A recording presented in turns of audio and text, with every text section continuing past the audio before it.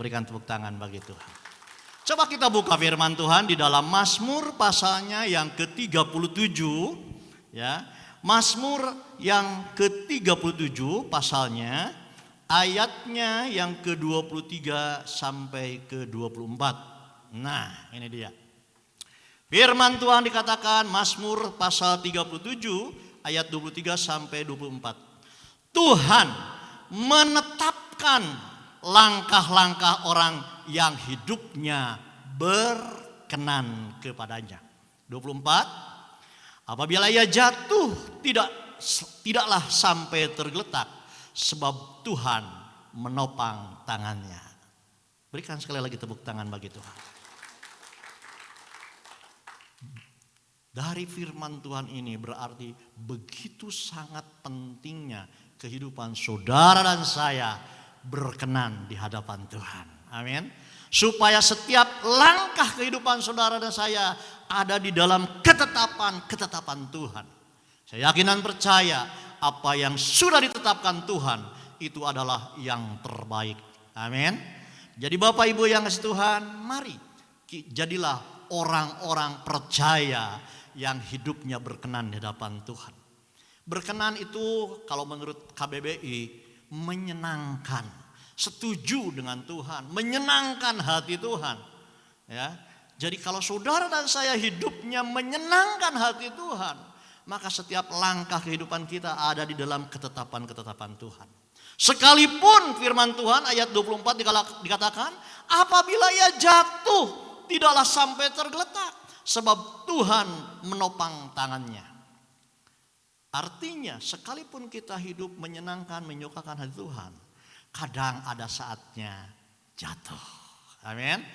Jangan berpikir, wah mulus terus. Ya, kalau hidup mengikuti Tuhan, pasti nggak ada masalah, nggak akan ada pergumulan dan lain sebagainya. Hidupnya akan lancar, aman, terkendali. Firman Tuhan, ya dan amin dikatakan, apabila ia jatuh, tetapi garis bawahi tidak sampai tergeletak sebab Tuhan menopang tangannya. Amin. Sekalipun kita jatuh, tidak akan tergeletak. Tangan Tuhan akan menopangnya. Luar biasa. Saudara dan saya harus bangga memiliki Allah yang kita kenal di dalam nama Yesus Kristus. Saudara dan saya harus kagum memiliki Allah yang kita kenal dalam nama Yesus Kristus. Kenapa? Sekalipun kita jatuh, kita akan diangkatnya. Amin. Tidak berdiri sendiri, tidak bangkit sendiri, tapi Tuhan mengangkat dengan tangannya. Tangan kita diangkatnya. Begitulah gambaran kasih Allah kepada kita. Seperti Bapa kepada anak yang baru belajar jalan. Kalau anak belajar jalan, ketika jalan jatuh pasti diangkatnya. Amin. Tidak akan dibiarkan tergeletak. Berikan tepuk tangan bagi Tuhan. Ya, Bapak Ibu yang kasih Tuhan, tapi bukan itu yang akan saya sampaikan pagi hari ini. Saya akan berbicara tentang satu tema lain, yaitu di dalam Matius pasal 7 ayatnya yang ke-7 sampai ke-8. Tolong ditampilkan. Ya, saya akan berbicara tentang padang gurun. Tetapi saya akan bacakan dulu firman Tuhan di dalam pasal 7 ayatnya 7 sampai 8. Firman Tuhan katakan, mintalah maka akan diberikan kepadamu, carilah maka kamu akan mendapat, ketoklah maka pintu akan dibukakan bagimu. Karena setiap orang yang meminta menerima, dan setiap orang yang mencari mendapat, dan setiap orang yang mengetok baginya pintu dibukakan. Amin. Bapak Ibu yang kasih Tuhan, kalau saudara dan saya menjadi orang percaya yang hidupnya berkenan, pastilah mendambakan seperti firman Tuhan ini. Amin. Setiap orang percaya mendambakan seperti ini. Ini berbicara tentang jawaban doa. Ini berbicara tentang pengabulan doa. Semua orang merindukan seperti firman Tuhan ini. Ya. Semua ingin kita seperti firman Tuhan ini. Ini benar sekali. Tetapi kita berbicara firman Tuhan secara utuh. Bukan dari satu sudut pandang saja, tetapi kita berbicara juga dari sudut pandang yang lain. Amin. Kalau kita melihat satu binatang yang namanya gajah dari belakang, ya gajah itu seperti itu ya. Tulalainya kecil, padahal itu bukan tulalai tapi itu buntut. Tetapi kalau dilihat dari depan, oh ternyata tulalainya besar, telinganya besar, matanya kecil dan lain sebagainya. Tetapi kalau kita lihat seutuhnya, maka kita akan mendapatkan pengertian yang benar tentang yang namanya gajah.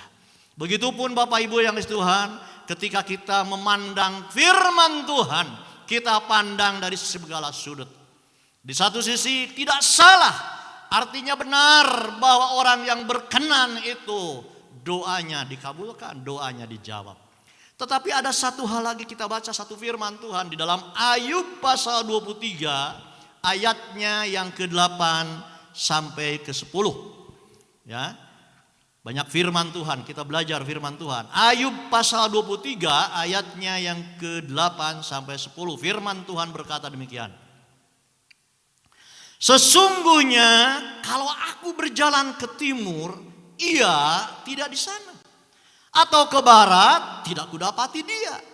Di utara ku cari dia, ia tidak nampak. Aku berpaling ke selatan, aku tidak melihat dia. Karena ia tahu jalan hidupku.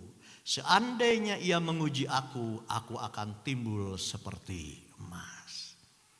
Tetapi sebagai orang percaya, sekalipun hidup berkenan di hadapan Tuhan, ada saatnya ketika kita sedang rindu akan Tuhan, ketika kita sedang rindu akan suara Tuhan, jawaban doa, namun yang didapatkan satu kesunyian. Ini gambaran kesunyian. Ke barat, ke timur, ke utara, ke selatan. Rasanya tidak ada. Tidak merasakan yang namanya hadirat Tuhan. Tidak merasakan yang namanya di mana Allah itu. Sepertinya tidak ada. Tapi firman Tuhan katakan, karena ia tahu jalan hidup saudara dan saya. Seandainya ia menguji saudara dan saya, supaya timbul seperti emas. Ada kalanya hidup kita sunyi. Padahal Tuhan, saya sudah hidup, rasa-rasanya sudah benar. Saya tidak melakukan hal-hal yang tidak layak, tidak berkenan. Toh kenapa rasanya sunyi? Rasanya jauh dengan Tuhan.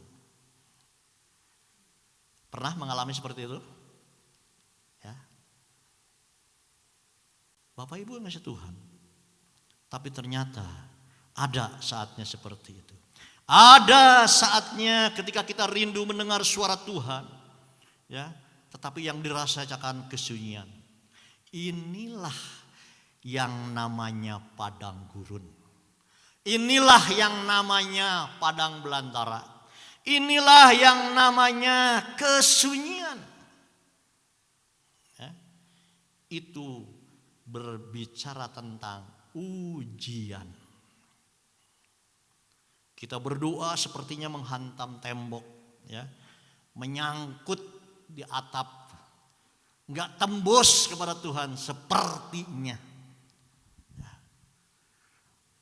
Saya pernah mengalami. Saya enggak tahu saudara pernah atau tidak. Padahal saya rasa saya tidak melakukan hal-hal yang tidak layak. Nah, Bapak Ibu yang dikasihi Tuhan. Padahal Tuhan menjawab tadi ayat pertama. Tuhan menjawab doa orang percaya yang hidupnya benar. Yakini bahwa Tuhan itu menjawab setiap saudara saya yang hidup benar. Doa-doa saudara. Amin. Cuma saya sering sampaikan bahwa jawaban doa Tuhan itu ya, nanti, tidak. Itu jawaban doa. Ya. Karena kalau doa kita sesuai dengan kehendak Tuhan, maka jawabannya iya. Kalau doa kita belum waktunya Tuhan, Tuhan jawab nanti. Kalau doa kita tidak sesuai dengan kehendak Tuhan, maka jawaban doa kita dari Tuhan tidak, anakku. Amin. Harus bisa dipahami. Setiap orang benar hidupnya di dalam Tuhan, pasti doanya dijawab. Dan jawabannya ada 3. Bisa ya, bisa nanti dulu, belum waktunya, bisa tidak anakku. Kenapa? Karena Tuhan tahu seluruh kehidupan saudara dan saya saat ini sampai yang akan datang sekalipun. Ya, jadi tanamkan dalam hati bahwa Tuhan selalu menjawab doa. Amin. Nah, kadang yang tidak kita mengerti ketika jawaban Tuhan nanti atau tidak. Sepertinya Tuhan itu enggak ada. Padahal ada, cuman jawabannya kita tidak peka menerimanya. Tapi selain orang percaya itu benar-benar dijawab doanya, tapi memang ada. Orang Kristen itu memang doanya tidak dijawab, ada. Yuk kita buka firman Tuhannya. Ya. Memang ada. Yang pertama adalah orang percaya tetapi hidup dalam dosa. Ngakunya percaya Tuhan Yesus tapi kehidupannya hidup dalam dosa. Jangan harap doanya dijawab. Ya, karena tidak pernah didengar. Kita buka firman Tuhan di dalam Yesaya pasalnya ke-59. Ayatnya yang pertama sampai yang ketiga. Dikatakan firman Tuhan, sesungguhnya tangan Tuhan tidak kurang panjang untuk menyelamatkan dan pendengarannya tidak kurang tajam untuk mendengar. 2. Tetapi yang merupakan pemisah antara kamu dan Allahmu ialah segala kejahatanmu, dan yang membuat dia menyembunyikan diri terhadap kamu sehingga ia tidak mendengar ialah segala dosamu.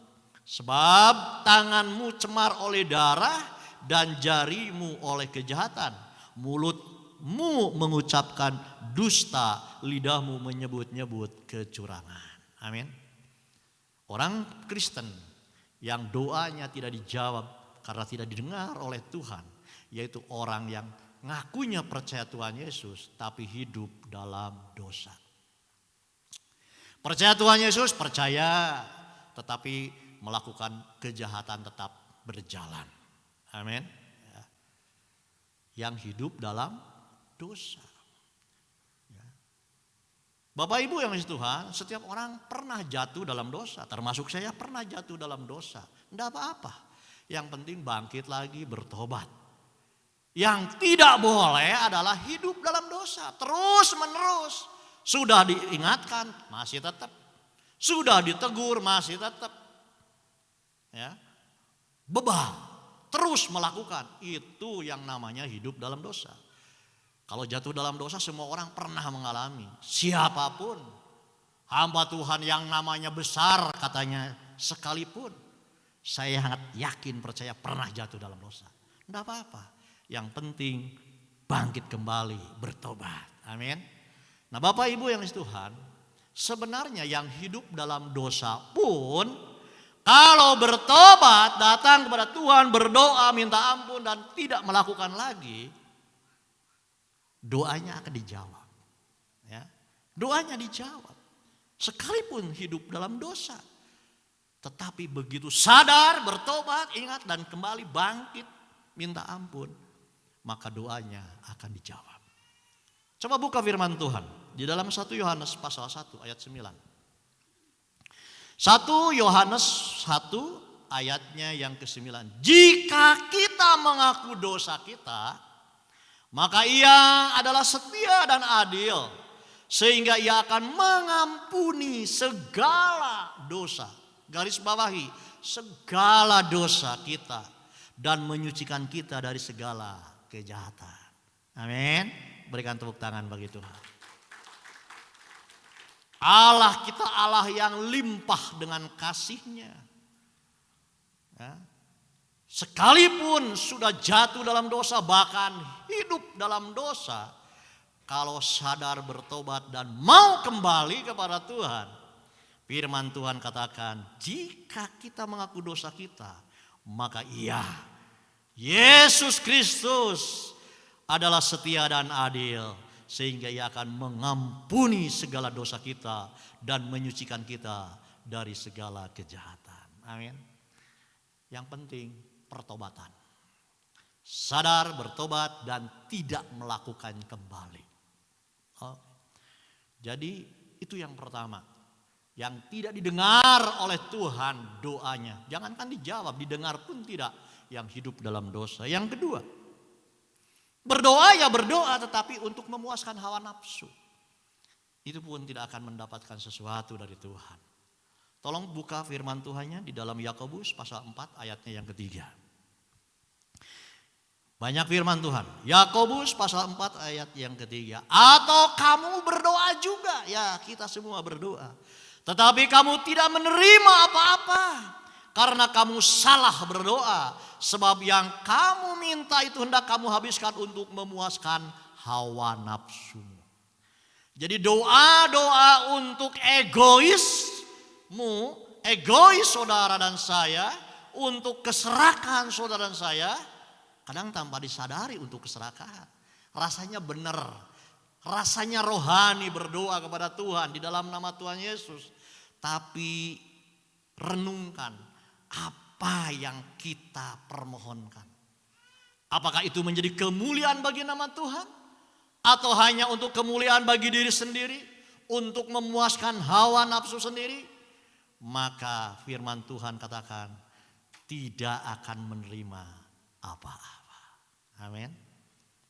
Jadi sekali lagi orang percaya merindukan seperti di Matius 7 tadi.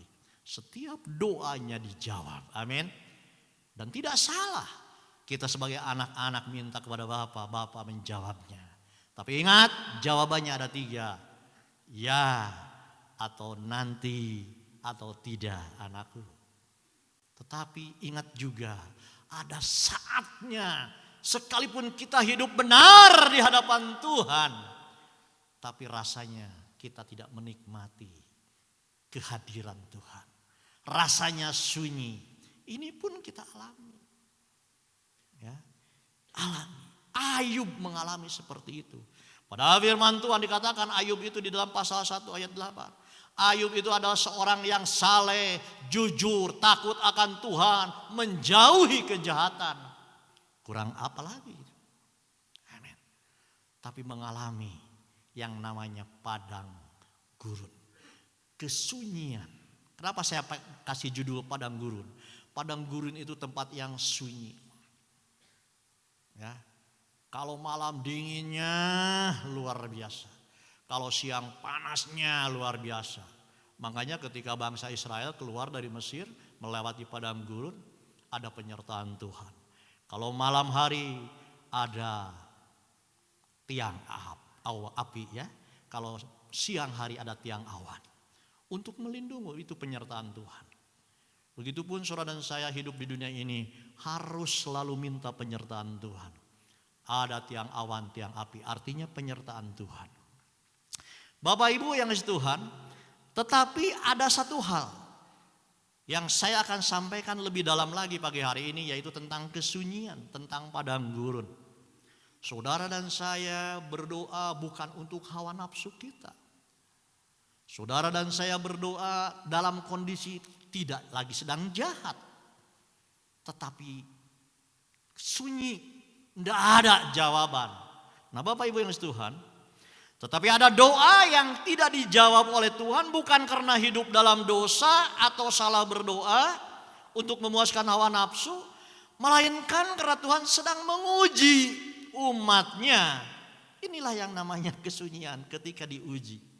Ya, inilah yang namanya padang gurun, padang belantara. Inilah masa ujian. Sekali lagi saya baca Ayub. Ayub 23 ayat 8 sampai 10 dikatakan, sesungguhnya kalau aku berjalan ke timur ia tidak di sana, atau ke barat tidak kudapati dia, di utara aku cari dia ia tidak nampak, aku berpaling ke selatan aku tidak melihat dia, karena ia tahu jalan hidupku, seandainya ia menguji aku akan timbul seperti emas.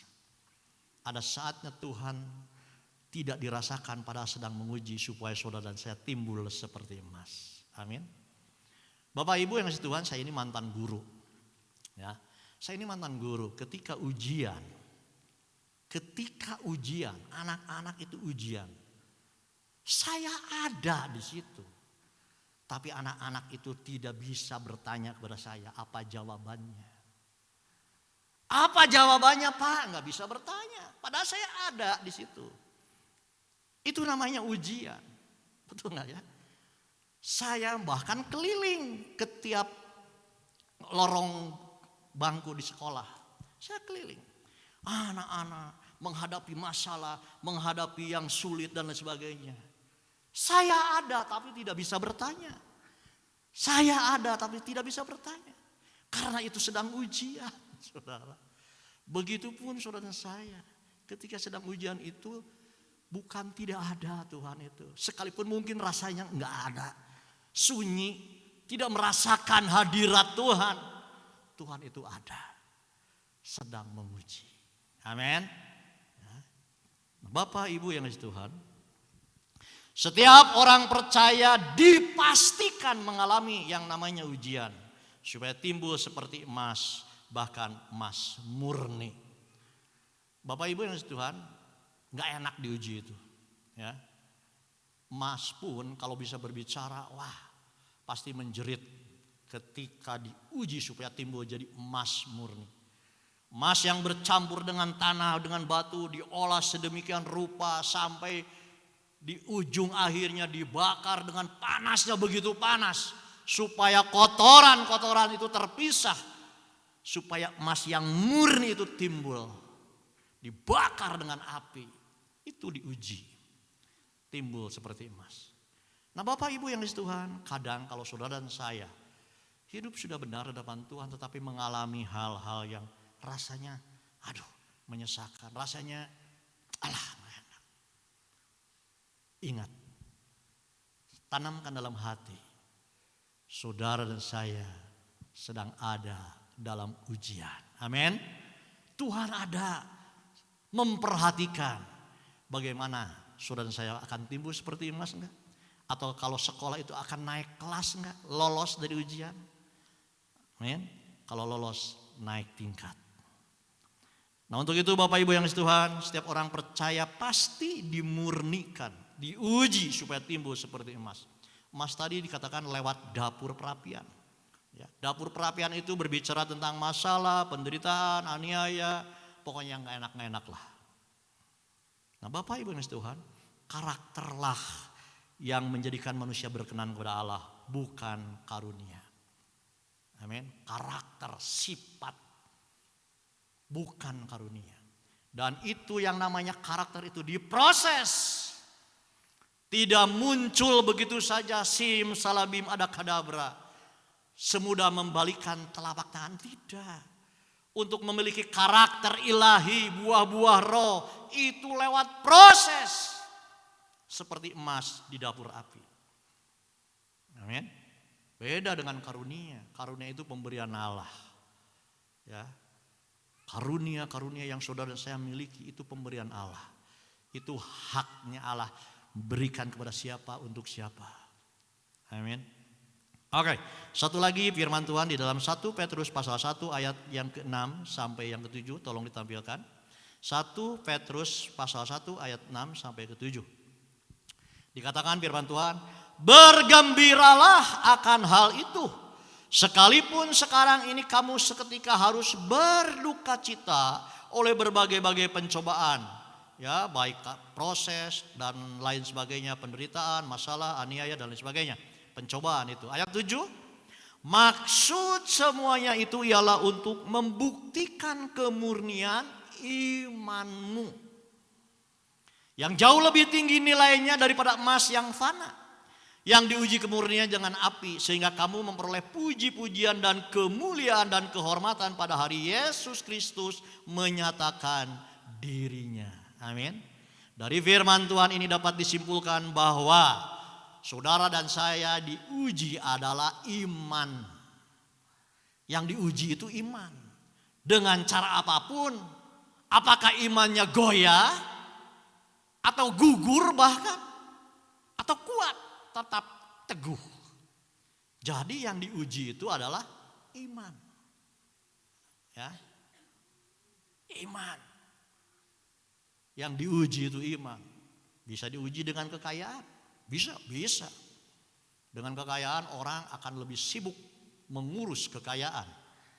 Tanpa disadari bisa lupa Tuhan. Bisa. Dengan kekayaan orang bisa menjadi sombong. Bisa. Tergantung responnya. Amin.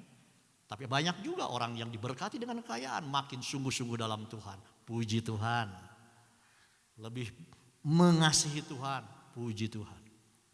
Atau sebaliknya ujian itu dengan penderitaan. Bahkan kemiskinan. Ada orang yang diizinkan oleh Tuhan dengan kemiskinan. Marah kepada Tuhan. Bersungut-sungut kepada Tuhan. Tidak ada Tuhan-Tuhanan. Tidak ada gereja-gerejaan. Tetapi respon yang baik ketika Tuhan izinkan mungkin penderitaan. Bahkan miskin sekalipun. Tetap lebih mendekat kepada Tuhan. Amin.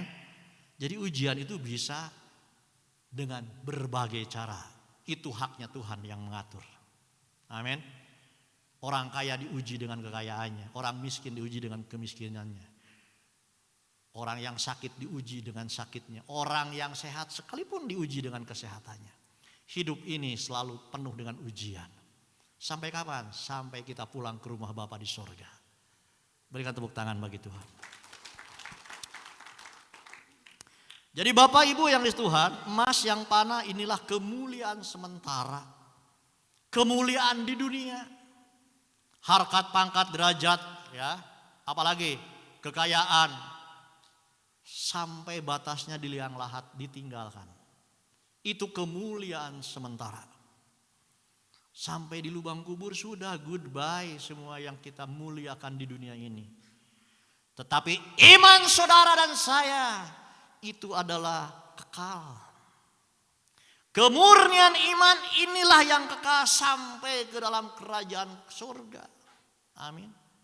Karena iman percaya Tuhan Yesus sampai maut, maka hidup saudara saya akan ada di dalam kerajaan surga. Berikan tepuk tangan bagi Tuhan. Jadi Bapak Ibu yang kasih Tuhan, penting sekali ya. Tuhan datang sebagai api. Firman Tuhan dikatakan di dalam Ibrani 12 ayat 29. Sebab Allah kita adalah api yang menghanguskan. Hati-hati. Allah kita ada saatnya api yang menghanguskan. Betul saya tadi katakan Allah itu adalah Allah yang limpah dengan kasih. Amin. Allah itu Allah yang senantiasa menyertai anak-anaknya. Amin. Tetapi kita harus berbicara firman Tuhan seutuhnya. Firman Tuhan katakan Allah pun bisa murka. Allah pun bahkan dikatakan di dalam Ibrani tadi adalah api yang menghanguskan. Tetapi Bapak Ibu yang kasih Tuhan, Allah yang memiliki dua fungsi tergantung pada apa yang berhubungan. Yang saya maksud dua fungsi itu, Allah api yang menghanguskan tetapi bisa juga memurnikan. Api yang menghanguskan bisa juga api yang memurnikan. Ya. Saudara, kalau kayu dibakar dengan api hangus. Jadi abu. Tapi tadi yang saya bicarakan, emas yang di dapur api menjadi murni. Amin. Saudara dan saya jangan jadi kayu. Jadilah api. Maaf, jadilah emas. Ya. Ketika dibakar dengan apinya Allah, muncul kemuliaannya. Ya. Ada satu firman Tuhan di dalam 1 Korintus pasal 3 ayat 12 berkata demikian. Entahkah orang membangun di atas dasar ini dengan emas, perak, batu permata, kayu, rumput kering atau jerami. Nah, dari pembacaan firman Tuhan ini ada yang hangus, ada yang menjadi murni. Tolong tampilkan firman Tuhannya biar dibaca bersama-sama. 1 Korintus pasal 3 ayat 12. 1 Korintus pasal 3 ayat 12. Nah, entahkah orang membangun di atas dasar ini, saudara dan saya itu membangun di atas dasar Kristus. Ya. Perbuatan-perbuatan kita, tingkah laku kita, semua apa yang kita lakukan didasari di dasar kasih Kristus. Tetapi apa yang kita lakukan ini ada 6 macam. Ada emas, perak, batu permata, ada kayu rumput kering atau jerami. Kalau saudara dan saya melakukan perbuatan-perbuatan yang mulia dan memuliakan Tuhan, maka itu masuk kepada gambaran emas, perak, batu permata. Ketika dibakar, emas itu akan menjadi lebih murni. Amin. Tetapi kalau perbuatan-perbuatan kita tidak menjadi kemuliaan bagi nama Tuhan, maka masuk kepada kayu, rumput kering atau jerami. Ketika dibakar dengan apinya Allah akan hangus. Jadilah saudara dan saya emas permata. Amin. Berikan tepuk tangan bagi Tuhan. Ya, Bapak Ibu yang kasih Tuhan, jadi padang gurun atau padang belantara bukanlah hukuman atau hal negatif bagi orang-orang yang taat kepada Tuhan, karena itu ujian. Amin. Yang salah kalau kita melarikan diri dari ujian, itu akan memperpanjang masa ujian, memperpanjang padang gurun. Amin. Contohlah, saya guru, punya murid umpamanya 30. Ujian hari ini, ada yang melarikan diri tidak datang. Pasti saya hari berikutnya akan diuji karena perlu nilainya berapa. Amin. Memperpanjang waktu. Jangan lari dari ujian. Jadi ketika kita hidup benar, kita hidup sungguh-sungguh dalam Tuhan, sekalipun sepertinya sunyi, ya, tetap percaya Tuhan itu ada. Amin. Ya. Padang gurun untuk menguji, melatih dan mempersiapkan pejuang-pejuang yang dikuduskan. Ya. Ayub 23 ayat 10 berkata, karena ia tahu jalan hidupku, seandainya ia menguji aku akan timbul seperti emas. Ya. Karena ujian itu adalah kehendak Allah. Kalau kehendak Allah, saudara saya tidak bisa menolak. Amin. Saya jadi guru, ada programnya. Kapan harus ujian harian, ujian semester, ujian akhir tahun, ada aja jadwalnya. Tuhan pun dalam kehidupan saudara pribadi, lepas pribadi dan saya, ada jadwalnya untuk menguji kita. Amin. Dan itu tidak bisa ditolak. Kehendak Tuhan. Apa yang harus kita lakukan? Kerjakan bersama dengan Tuhan. Berikan tepuk tangan bagi Tuhan. Contoh Tuhan Yesus pun ketika ada di dunia, ya, dia menjelma sebagai manusia, diuji oleh roh di padang gurun, ya, puasa 40 hari lalu diuji kan. Bangsa Israel pun ketika keluar dari Mesir, itu dari Mesir ke tanah Kanaan sampai 40 tahun. Ya. Padahal jaraknya katanya kalau jalan kaki 11 hari juga nyampe, kalau diluruskan, ya. Kalau naik bis kan gak seharian dari Mesir ke Israel itu. Tapi itu sampai 40 tahun. Ya, karena Tuhan sedang menguji. Coba kita baca firman Tuhan di dalam Ulangan pasal yang ke-8. Ulangan pasal yang ke-8 ayatnya yang kedua sampai ke-5 saya akan bacakan. Ingatlah kepada seluruh perjalanan, ini perjalanan orang Israel keluar dari Mesir ya. Ingatlah kepada seluruh perjalanan yang kau lakukan atas kehendak siapa? Tuhan. Kehendak Tuhan Allahmu di padang gurun selama 40 tahun ini dengan maksud merendahkan hatimu dan mencoba engkau untuk mengetahui apa yang ada dalam hatimu. Yakni apakah engkau berpegang pada perintahnya atau tidak? 3. Jadi ia merendahkan hatimu, membiarkan engkau lapar dan memberi engkau makan mana yang tidak kau kenal dan yang juga tidak dikenal oleh nenek moyangmu, untuk membuat engkau mengerti bahwa manusia hidup bukan dari roti saja, tetapi manusia hidup dari segala yang diucapkan Tuhan. 4. Pakaianmu tidak menjadi buruk di tubuhmu dan kakimu tidaklah menjadi bengkak selama 40 tahun itu. Ini berbicara tentang pemeliharaan Tuhan. Bayangkan 40 tahun pakaian tidak rusak. Berjalan di padang gurun 40 tahun berjalan, berhenti, kaki tidak bengkak. Karena ada mujizat Tuhan, ada pemeliharaan Tuhan. Amin.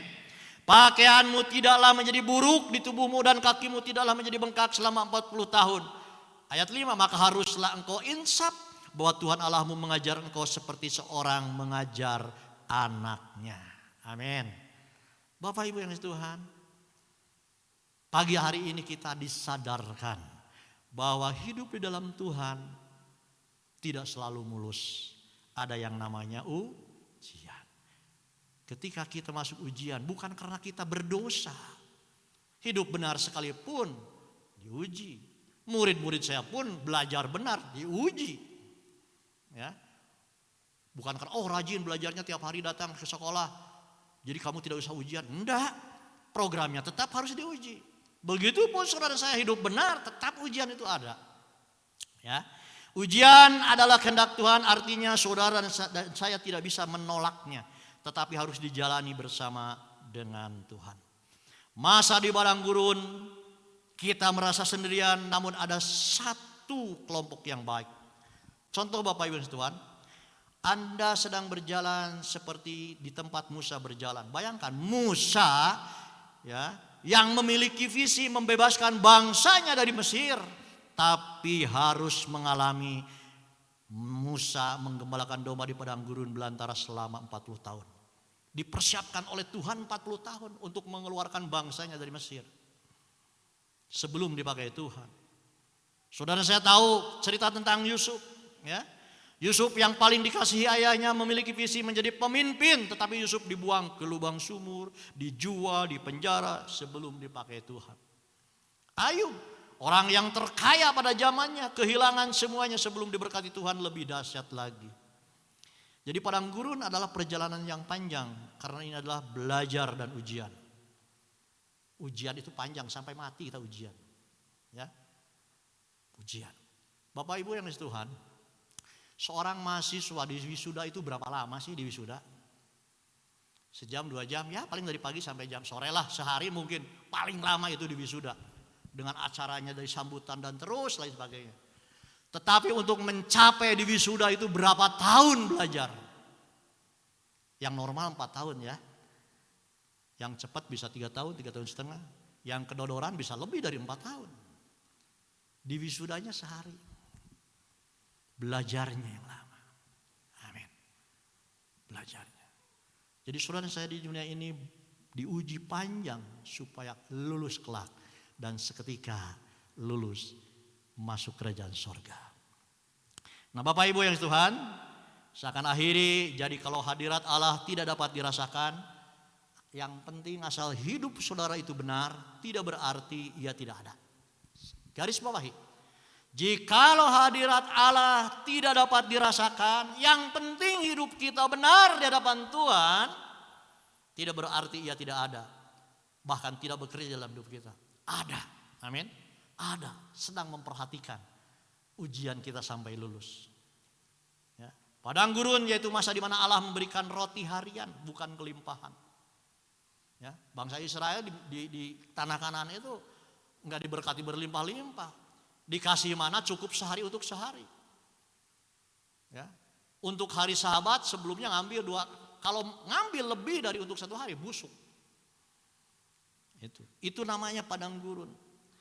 Jadi di padang gurun itu bukan berarti orang berdosa ya, tetapi karena kehendak Tuhan. Jadi sekali lagi jangan menghakimi iman seseorang dengan mengukur rohani mereka dengan apa yang mereka miliki. Jangan. Wah ini orang doanya rajin, tapi hidupnya begini terus, kayaknya hidupnya penuh dengan dosa. Belum tentu. Belum tentu. Mungkin sedang diuji oleh Tuhan imannya. Amin. Jangan menghakimi seseorang melihat apa yang mereka miliki. Tapi nilailah seseorang dari karakter kehidupannya. Berikan tepuk tangan bagi Tuhan.